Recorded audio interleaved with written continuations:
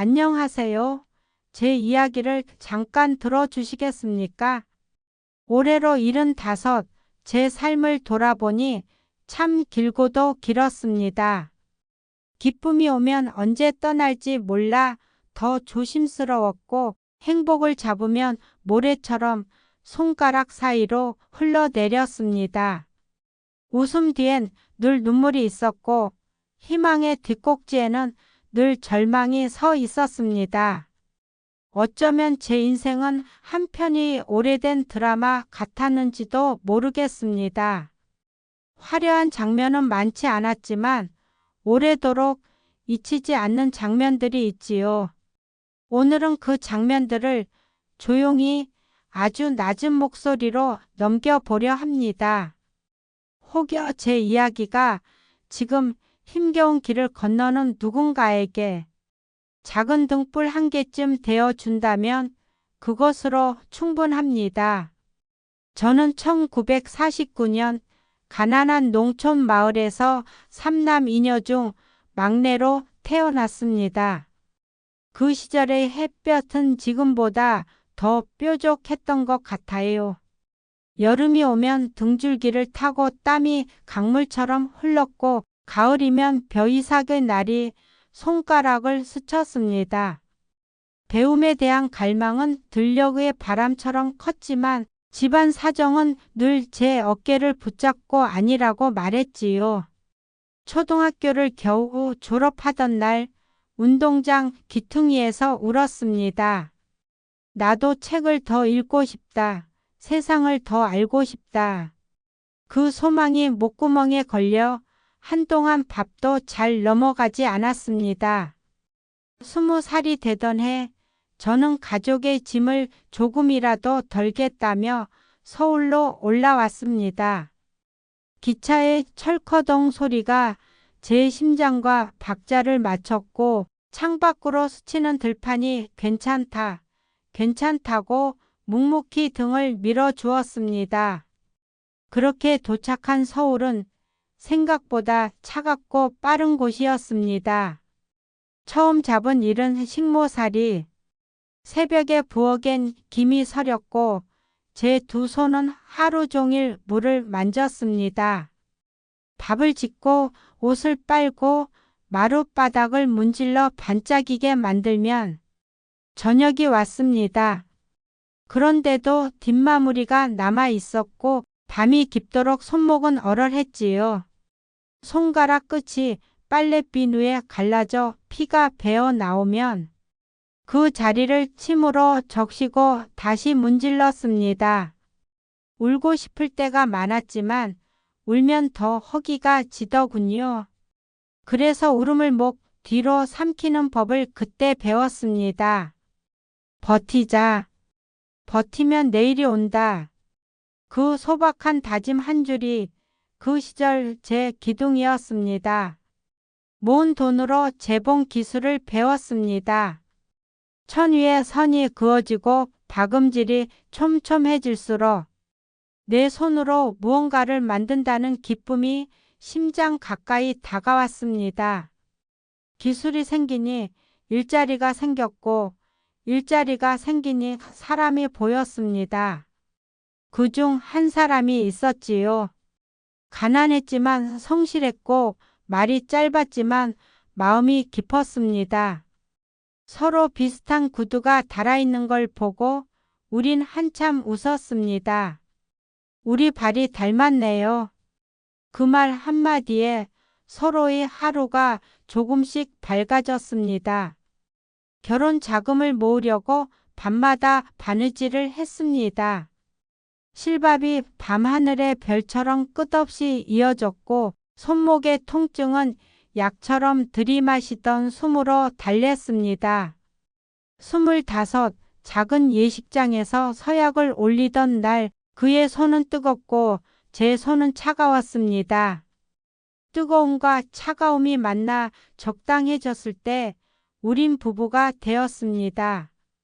남편은 공무원으로 발령을 받았고 저는 재봉사로 일하며 방 한 칸짜리 새 방을 꾸렸습니다. 한겨울이면 창문에 물기가 얼어 장미꽃처럼 얼음 문양이 피었고 봄이면 그 얼음꽃이 녹아 방바닥을 적셨습니다. 우린 걸레를 쥐고 웃었습니다. 봄이 왔네. 장판이 먼저 알았나 봐. 그 소박한 농담 하나가 밤새 우리의 전기장판이 되어 주었습니다. 어느 날 저에게 아이가 찾아왔습니다. 손바닥만 한 생명이 제 안에서 조용히 자라고 있다고 의사는 웃으며 말했습니다. 집으로 돌아오는 길, 별이 아주 낮게 내려와 있는 것 같았습니다. 저는 별을 보며 속삭였습니다. 건강하게만 와다오. 엄마가 내 등을 지켜줄게. 남편은 태교책을 구해다 주었고 저는 이름도 모르는 태교 음악을 하루 내내 틀었습니다. 아이의 숨이 제 숨과 섞이는 느낌, 그 느린 기적을 매 순간 느끼며 울컥했습니다. 달력이 몇 장 넘어간 뒤 붉고 작은 생명이 제 품에 안겼습니다. 그 순간 하느님 감사합니다 라는 말이 기도처럼 울음처럼 한꺼번에 터져 나왔습니다. 아이는 잘 자랐고 우리 집엔 자잘한 웃음이 모래처럼 쌓였습니다. 소풍 가던 날의 햇살, 손에 꼭 진 도시락의 따끈함, 조그만 생일 케이크에 초를 불던 아이의 동그란 볼. 우린 부자가 아니었지만 행복은 여러 번 우리 집 문을 두드렸습니다. 그렇게 15년이 흘렀습니다. 남편은 성실했고 저는 아들의 뒷바라지에 서툴지만 최선을 다했습니다. 부족했지만 큰 불행은 없었습니다. 그때까지만 그랬습니다. 어느 날 남편은 퇴근길에 교통사고를 당했습니다. 전화기를 쥔 제 손이 얼음처럼 굳어버렸고 병원 복도는 끝이 없었습니다. 의사의 입술이 움직였지만 소리는 들리지 않았습니다. 아마도 미안합니다 였겠지요. 그 말이 제 가슴에 박혀 오래도록 뜨겁게 식지 않았습니다. 집으로 돌아오니 신발장엔 남편의 구두가 가지런히 있었습니다. 나는 그 앞에서 오래 서 있었습니다. 오늘도 고생했어. 하고 문득 말하고 싶었는데 그 말을 더는 건넬 수 없다는 사실이 신발코만큼 작게 그러나 견딜 수 없이 무겁게 가슴을 눌렀습니다. 살아야 했습니다. 아이가 있었으니까요. 남편이 남긴 유산과 보험금으로 잠시 숨을 골랐지만 세상은 그 숨마저 빼앗아 갔습니다. 달콤한 말에 속았습니다. 몇 년 안에 돈이 몇 배로 불어납니다. 어머니는 가만히 계시기만 하면 됩니다. 그 말을 믿었습니다. 손이 떨리면서도 도장을 찍었습니다. 그리고 얼마 지나지 않아 돈은 자취를 감췄습니다. 그날 밤 창문에 비친 제 얼굴을 오래 바라봤습니다. 바보라는 말이 저절로 새어 나왔습니다. 그래도 아들을 바라보면 다시 숨이 붙었습니다. 숨을 붙잡았고 하루를 붙잡았고 일감을 붙잡았습니다. 모텔 청소 일을 시작했습니다. 새벽에 남긴 발자국들을 지우는 일이었습니다. 버려진 종이컵, 남겨진 비누 거품, 때때로 설명할 수 없는 슬픔 같은 얼룩들. 나는 그 얼룩들 위로 걸레를 밀었습니다. 닦이고 지워지면 내 마음도 조금은 깨끗해질까 싶어서예요. 변기물을 내리고 나면 잠깐의 적막이 찾아옵니다. 그 적막 속에서 울음이 저절로 올라왔습니다. 괜찮다, 괜찮다. 스스로에게 100번쯤 말해야 겨우 손이 멈추지 않았습니다. 내 끼니를 줄이고 아이의 학비를 채웠습니다. 아이가 운동화를 사달라며 조심스레 말을 꺼내면 나는 모르는 척 지갑을 닫았다가 밤이 되면 몰래 중고시장에 들렀습니다. 우리 아들, 내일은 웃을 수 있겠지. 그 다짐이 새벽녘 내 몸을 다시 일으켜 세웠습니다. 어느 날 아이가 울며 집에 돌아왔습니다. 허름한 가방 때문에 놀림을 받았다고 했습니다. 나는 그 가방을 만져보았습니다. 바느질은 튼튼했지만 아이의 마음은 헤어나오기 힘든 새까만 구멍이 나 있었지요. 그날 밤 미안하다를 몇 번이고 중얼거렸습니다. 그러나 미안함은 밥이 되지 않았고 나는 더 오래 더 많이 일했습니다. 세월은 묵묵히 흘렀고 아이는 커갔습니다. 고시 공부를 시작하면서 돈은 더 많이 필요해졌습니다. 등록금, 학원비, 교재비, 모의고사, 왕복버스비, 영수증이 늘어날수록 내 허리도 조금씩 더 수고들었습니다. 이번엔 될 거야. 아이의 말에 나는 고개를 끄덕였습니다. 그러나 소식은 오지 않았습니다. 해가 바뀌고 달력이 떨어져 나가고 내 얼굴의 주름은 그만큼 더 깊어졌습니다.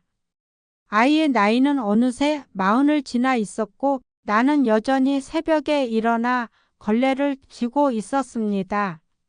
밤마다 기도했습니다. 하느님, 한 번만 더 기회를 주세요. 대답은 조용한 새벽 바람만큼이나 미세했고 나는 그 미세함을 붙잡고 다시 하루를 건너갔습니다. 그러던 어느 날 아이가 결혼을 하겠다고 말했습니다. 엄마, 아파트가 있어야 해요. 그 말은 마치 오래전부터 정해진 대사처럼 담담했습니다. 나는 한동안 말이 나오지 않았습니다. 계산기를 두드려 보았습니다. 은행 창구에 앉아 대출 서류를 작성했고 내 노후 적금 통장을 닫았습니다. 5억. 그 숫자를 바라보며 내 지난 세월이 머릿속을 지나갔습니다. 괜찮다. 이 아이가 안정을 찾을 수 있다면 괜찮다. 그렇게 아파트를 마련해 주었습니다. 아이는 엄마 고마워요. 평생 잊지 않을게요. 라고 말했지요. 나는 그날 밤 오랜만에 마음 놓고 잠이 들었습니다. 하지만 사람의 마음은 계절처럼 변하더군요. 결혼 후 아이는 전화를 받지 않았고 명절에도 오지 않았습니다. 손주가 태어나도 소식은 들리지 않았습니다. 가끔 만날 때면 돈 얘기가 먼저 나왔습니다. 엄마, 이번 달만 좀. 내 지갑은 빠르게 얇아졌고 내 마음은 느리게 말라갔습니다. 어느 날 아이의 목소리로 전화가 왔습니다. 엄마, 큰일 났어요. 회사에서 공급 문제가 터졌어요. 5천만 원만 제발 지금이 아니면 끝이에요. 숨이 멎는 것 같았습니다. 우리 아이가 이럴 리가. 하지만 그 순간 나는 엄마였습니다. 손이 떨려 숫자가 흐릿해졌지만 전 재산 4,200만 원을 한 번에 보냈습니다. 괜찮아. 이 돈으로 아이가 다시 서면 되는 거야. 송금 확인 알림을 보며 그렇게 믿고 또 믿었습니다. 사흘 뒤 경찰서에서 전화가 왔습니다. 그건 사기였다고, 다른 피해도 많다고, 아들의 이름을 도용한 범인의 목소리였을 뿐이라고. 나는 그 자리에서 쓰러졌습니다. 응급실 천장에 희뿌연 빛이 한때 내게도 있던 희망의 색과 비슷해 보여 한동안 눈을 감지 못했습니다. 내가 뭘 잘못했기에 스스로를 끝없이 몰아붙이는 밤들이 이어졌습니다. 그 뒤로 나는 거리로 나왔습니다. 월세를 내지 못했고 쌓인 고지서는 계절처럼 불어났습니다. 공원 벤치에서 쪽잠을 자고 교회에서 따뜻한 밥을 얻어먹으며 하루를 이어붙였습니다. 이마 위로 손을 얹고 하늘을 보면 별은 여전히 제자리에 있었지만 나는 어쩐지 지구에서 밀려나고 있는 기분이었습니다. 가끔 용기를 내어 아이에게 전화를 걸었습니다. 엄마야, 엄마 또 돈이세요? 우리도 힘들어요. 우리 집엔 강아지만 해도 많아요. 엄마까지 받을 공간 없어요. 제발 혼자 해결하세요. 그 말들이 내 귀를 지나 심장에 박혀 오래 울었습니다. 이렇게 키운 내 자식이 맞나? 그래도 미워하는 법은 끝내 배우지 못했습니다. 그게 부모라서 그랬을까요? 아니면 내가 바보라서 그랬을까요? 허기를 달래려고 작은 구멍가게 앞을 서성이던 날 검은 승용차가 미끄러지듯 다가와 내 몸을 툭 밀쳤습니다. 세상이 순간 뒤집혔고 아스팔트의 냄새가 코로 밀려왔습니다. 사내가 허둥지둥 달려와 부축했습니다. 어머님 죄송합니다. 병원으로 모시겠습니다. 비용은 제가 모두 책임지겠습니다. 응급실 침대에 누워 천장을 보았습니다. 낯선 형광등이 물결처럼 흔들려 보였습니다. 괜찮습니다. 살아있네요. 의사의 말은 오랜만에 들린 괜찮다였습니다. 그 말만으로도 눈물이 났습니다. 며칠 뒤 나를 친 그 사람이 변호사라는 걸 알게 됐습니다. 그의 사무실은 깔끔했고 공기엔 잉크 냄새가 났습니다. 그는 내 얘기를 조용히 들었습니다. 내가 어떻게 살아왔는지, 어떻게 속았는지, 어떻게 버림받았는지, 어떤 밤을 건너왔는지 나는 말끝마다 숨을 고르며 이야기했습니다. 돈 때문에 온 건 아닙니다. 다만 제 억울함을 제 하늘 어딘가에 내려놓고 싶어서요. 변호사는 잠시 눈을 감더니 말했습니다. 어머님, 수임료는 받지 않겠습니다. 끝까지 함께 가보지요.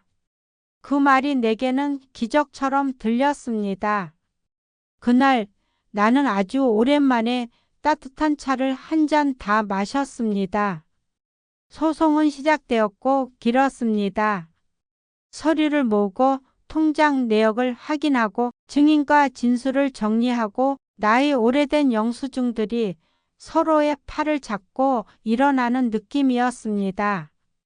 법정에 서던 날 나는 떨리는 무릎을 어루만지며 속으로 기도했습니다. 괜찮다. 오늘만 버티자. 변호사는 조용한 목소리로 그러나 단단하게 말했습니다. 원고는 자신의 노후와 삶을 희생하여 피고의 가정 기반을 마련해 주었습니다. 그러나 피고는 그 은혜를 저버렸습니다. 나는 그 말들이 공기 중에 돌처럼 가라앉는 것을 보았습니다. 그리고 마침내 판결이 내려졌습니다. 피고는 원고에게 5억 원 및 지연손해금을 지급하고 해당 부동산의 소유권을 원고에게 이전하라. 그 순간 나는 숨을 깊게 들이마셨습니다. 내 오랜 밤들이 조금은 끝나는 것 같았습니다. 법정을 나와 하늘을 올려다 보았습니다. 구름이 천천히 흘렀습니다. 나는 구름에게 속삭였습니다. 드디어 조금은 덜 아프네요. 아파트를 되찾은 뒤 나는 한동안 말없이 창밖만 바라보곤 했습니다. 아이와 살라고 마련해준 집이 이제는 나 혼자 숨을 고르는 곳이 되어 버렸으니까요. 냉장고를 열어 한우 등심을 꺼냈습니다. 불판 위에 고기가 지글지글 익어가는 소리, 그 소리는 수십 년 만에 듣는 축복 같은 소리였습니다. 한 점을 입에 넣고 오래 씹었습니다. 그래, 살아있네. 나는 아직 살아있네. 그렇게 스스로를 천천히 되살렸습니다. 도시에 오래 머물지 않았습니다. 나는 전원주택으로 내려왔습니다. 아침이면 밭으로 나가 흙을 만지고 상추 잎을 쓰다듬고 고추대에 말없이 수고한다고 인사했습니다. 경로당에 가면 비슷한 주름을 가진 손들이 서로의 이야기를 들어주었습니다. 누군가는 무릎이 아프다고 했고 누군가는 밤마다 고향집 꿈을 꾼다고 했습니다. 나는 고개를 끄덕였습니다. 그렇지요. 우리 다 비슷하지요. 해질녘이면 마당에 서서 노을을 보았습니다. 노을은 늘 바빴던 제 젊은 날을 위로하듯 천천히, 아주 천천히 사라졌습니다. 그 시간에 나는 종종 아이를 떠올렸습니다. 현재의 주소도 마음의 주소도 모르는데 아이, 잘 지내니? 가끔은 엄마 생각도 하니? 내 안에서 오래 울던 질문들이 이제는 물에 젖은 종이처럼 힘없이 말려갔습니다. 그래도 사랑은 이상하게 남더군요. 미움보다 더 오래, 더 조용히 끝까지 남았습니다. 어느 날 초인종이 울렸습니다. 문을 열자 과일 바구니를 든 변호사가 서 있었습니다. 어머님, 잘 지내십니까? 이사 축하드립니다. 나는 그를 집 안으로 모셨습니다. 우리는 차를 나눠 마시며 아주 긴 침묵을 사이에 두고 짧은 안부를 주고받았습니다. 그가 돌아간 뒤 나는 빈 찻잔을 오래 바라봤습니다. 이 잔이 비어있는 건 슬픈 일이 아니구나. 다시 채우면 되니까. 그 단순한 깨달음이 마음을 덮이더군요. 이제 내 인생의 속도는 느립니다. 느리다고 나쁜 건 아니더군요. 느리면 더 많이 보입니다. 들꽃의 얼굴, 물의 결, 바람의 방향, 그리고 내 마음의 기온. 가끔 밤이면 스스로에게 묻습니다. 후회하느냐고. 그러면 조금은 그렇다고 대답합니다. 그러나 곧 덧붙입니다. 그래도 사랑했지 않느냐고. 그 대답 앞에 후회는 고개를 숙입니다. 내 좌우명은 이제 아주 간단합니다. 인생은 공평하지 않다. 그러나 끝까지 버티면 언젠가 길이 보인다. 이 문장을 나는 여러 번 노트에 옮겨 적었습니다. 글씨가 떨려도 한 줄 한 줄 써 내려가면 내가 나를 다시 믿게 됩니다. 혹시 지금 누군가 아주 어두운 터널을 지나고 있다면 내 이야기를 작은 손전등처럼 생각해 주셨으면 합니다. 멀리까지 비추지는 못하겠지만 적어도 한 발짝 앞은 밝혀줄 수 있기를. 넘어지더라도 다치더라도 다시 일어나는 법은 몸이 기억합니다. 그건 나이가 가르쳐준 가장 고맙고도 단단한 지혜입니다. 오늘 제 긴 이야기를 들어주셔서 고맙습니다. 늙은이의 느린 목소리에 귀 기울여 주셔서 더더욱 고맙습니다. 부디 당신의 내일엔 평안이 먼저 와서 문을 두드리기를. 그리고 사랑이 조금 늦더라도 끝내 찾아오기를. 여기까지가 제 이야기입니다. 이제 저는 마당으로 나가 자라난 호미 자루를 한번 쥐었다 놓을 겁니다. 흙은 여전히 따뜻하고 바람은 여전히 부드럽습니다. 그 사실 하나만으로도 오늘을 건너갈 힘이 생깁니다. 당신의 하루에도 작은 축복이 머물기를, 이 늙은이의 마음이 조용히 전해지기를 바랍니다.